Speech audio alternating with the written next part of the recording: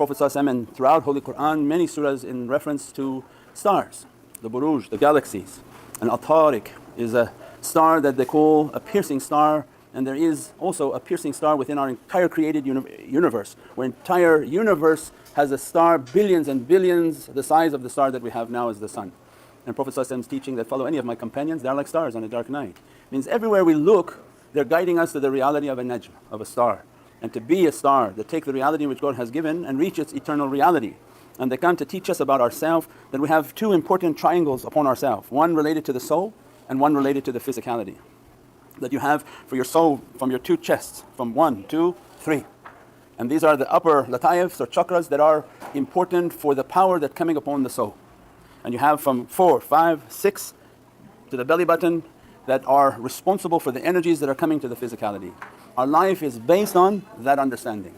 That how are you going to govern your reality, how are you going to energize your soul and bring the power of the soul, how are you going to discipline the physicality.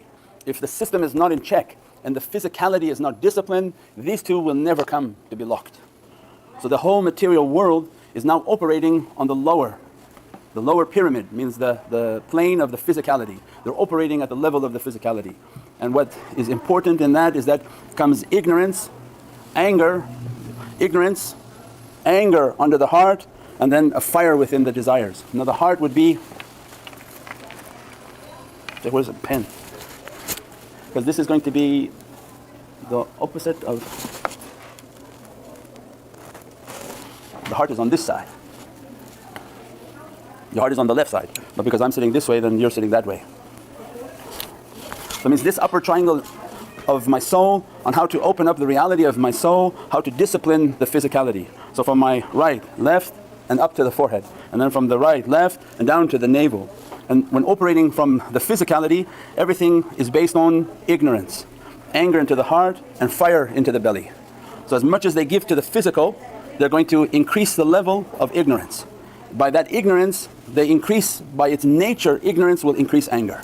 Because ignorant people are very angry people. Why? Because they're in dark. So if I turn the lights off, it's a symbolic gesture of ignorance. So you turn the lights off, you start to hit everything.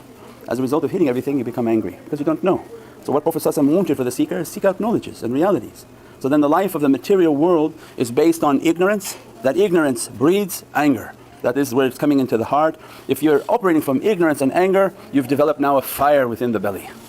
That fire is the root of all sickness. That fire increases all the lower desires, all the bad desires, all the bad appetites, because the body is on fire. What they want from us is to open the reality of the soul. That you have Islam, Iman, wal-Marjān al-Ihsān. Means that the higher level of the soul is that the Islam, Iman, wal-Marjān al-Ihsān. That Islam is a word for submission. That I have to live my life, because you have to take the Arabic to understand in whatever language you're studying the reality.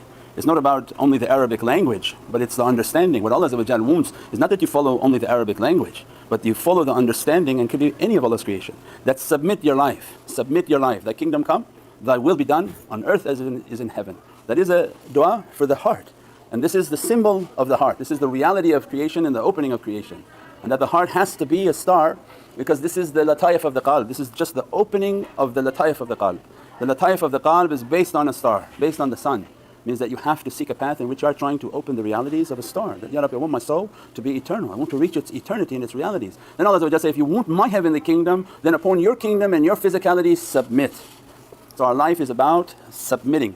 Only that submission will bring down this ignorance. So these two are overlocking. So it means that what's going to conquer ignorance in the world is your Islam, your submission. Take a path in which you submit your will to the will of the Divine. So it means your religious and spiritual practices is your submission. When you increase your spiritual practices, it takes away the ignorance. And that's what shaitan wants, is don't do anything spiritual. Don't do anything that would require you to submit, so that why we can operate from ignorance. So it means that once we begin to open that reality, means you're opening that reality of submission, it begins to conquer the ignorance and have dominion over that ignorance and begin to wash away that ignorance. If from Islam, and the process of submission will open the reality of maqam al-Iman, because Iman now enters into the heart, faith enters into the heart. If you are submitting and putting down ignorance, naturally you are building faith. By building faith, you take away the fire of ignorance, the anger that coming into the heart take a person from disbelief, take a person away from belief towards the oceans of disbelief. So I mean, then we see how ignorance and anger and fire, it's like a formula of disaster. As soon as you begin to submit your will and seek a spiritual path and seek spiritual understandings, these light begin to diminish that ignorance. The light of faith, because the practices should become stronger and stronger, the light of faith will take away the anger within the heart. And that's why Prophet ﷺ teaching that qadab is kufr, that anybody operating from anger is continuously entering into disbelief. So that the danger of anger is so significant that you can do anything in a moment of rage, and it will be nothing based on belief. You can harm people. So it means your life can't be based on in my heart having anger. There's no way anybody angry is devoid of faith. And that's why the process of spirituality, the process of who knows himself will know his Lord, these are all the hadiths of Prophet ﷺ. As soon as we want to get to know ourselves, what do I want to be? I want to be in the footsteps of the companions and the Nabi'een, Siddiqeen, Shuhada. And they're all with Allah and all of them are stars on a dark night. They reached the reality of a star in which they conquered their ignorance. And they said, for an example for us, then all their life was about conquering their anger.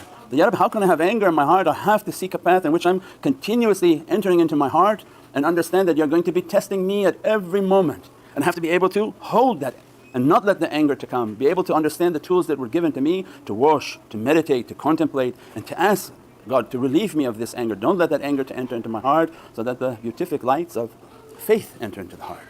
Because faith, قَدْ جَاءَ الْحَقُّ وَزَهَقَ الْبَاطِلُ, means the truth and falsehood, they never come together.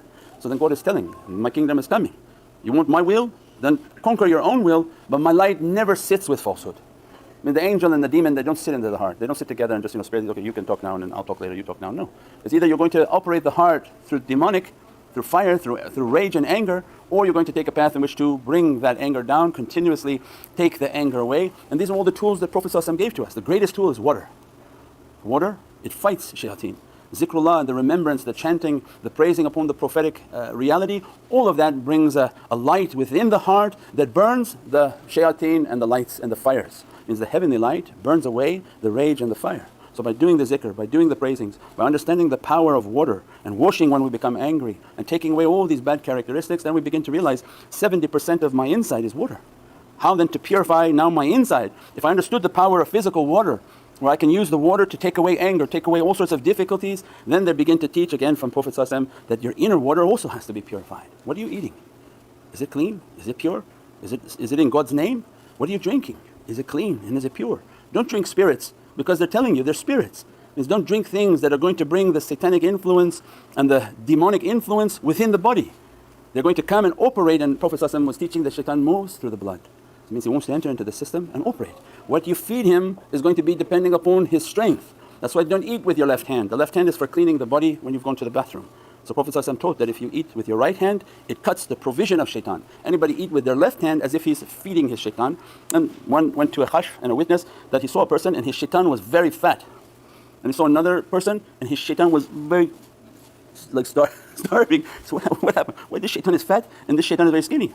And they were describing this one eats with his left hand, and every provision Allah gives to him is taken by that shaitan. And this one whom eats with his right hand, his provision goes for him and he's starving that shaitan. It means all of what Prophet ﷺ brought was for energy, the realization of energy, how to perfect the energy, how to wash, how to eat what is holy and what has been sacrificed in God's name, that it be sanctified and purified. What I drink into this body, this is my masjid, this is my temple, this is my place of worshipness. What I do with it, when Allah says wash it, purify it, circumambulate, is talking about the masjid is the heart. Not only the masjid we build for outside for worshipness, but the greatest masjid of Allah, the greatest temple or church of Allah is the heart of the believer. It means that everything we eat and drink, how to purify that blood, that builds the light of faith. When that begins to conquer that anger, the fire of anger is going down, the fires of ignorance are going down, and this fire of rage is now, from the light of maqam al-ihsan, is now diminishing that anger, that fire. Only at that time that the light of perfection begins to open, what they call their third eye, but this is maqam al-ihsan. Means from there Islam and submission, Islam, iman wa maqam al-ihsan. As soon as they entered into submission, they took the practices of submitting, and everything about them is to submit. We were talking the other day that even in our prayer, when you put your head to the ground, you're telling your Lord that this body of mine is a mere donkey and you are supreme. And as soon as the donkey puts his head to the ground, the soul is actually the rider. It's showing God that my donkey is under my control, my Lord, and what you gave from your lights is my soul. My soul is supreme, my donkey is under control. The reverse is the material world, where everyone is carrying their donkey and the soul is oppressed. And that's what angers God, is that soul comes from my paradise. That body of yours, ashes to ashes and dust to dust, that body is going back. Why are you giving the supremacy to the body and not to that which is eternal? So it means even in the prayer, most in the prayer is a gesture in which my head and the crown of my creation and all that you want to bestow upon me, my Lord, I submit it into your presence. And it's but nothing. And it subjugate itself entirely to the Divine Presence. And with that majesty, Allah is happy and pleased. As much as I bestow unto you, you be nothing in my presence.